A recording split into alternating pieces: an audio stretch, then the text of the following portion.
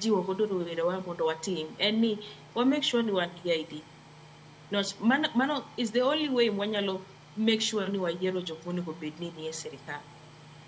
Wachako piny kichako gi MCA kidhie e pini nyaka ing'e ni ma en jatelo mane miyiero. Ok yiera ng'ata ma kata somo nyinge dhi tame niwach mano ng'at mok dhi kelo bills e parliament madhi kelo nu impact kaka anyuola. Gimoro mar ariyo, rowere no biro oko ng'ata ong'eyo ni wantiere gi Gen Z Kenya.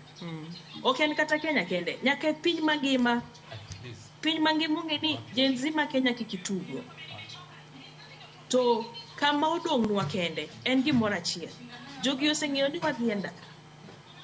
Koro wan onego bed ni wapango koro onge wach mar dhi ndara. Niwach ok wadwa ni mondo walal jogewa. The more walalo jogewa, the more walalo kura. So the more walalo numbers. Niwach koro werewa ni e subtal mano number reduce niwach ginyalo koso dhi goyo bolo. Gimodong' ma rowere osenyiso anyuola ni onego bed ni somo constitution ni. Mano one of the best achievements ma Gen Z osetimo. Gen Z ong'iso anyuola ni onego bed ni ng'eyo ni ma ng'amigone ombulu.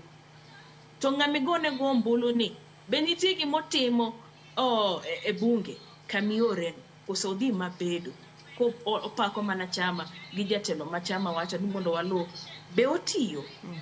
Newach ber ma Gen Z okelo ne anyuola gi piny mangima en ng'eyo ni mang'a ma ni miyo ombulu ni to be inyalo correct makosa manitimo.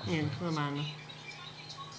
Kamana inya mana mogik nikech sawa bende rumo. Osebedo juma mar rowere juma ni en Youth Week kendo koro osetieke duondu osewinje ang'o makiny ngima makiny mar dongruok mar rowere ahinya sekta mar telo chalo nade?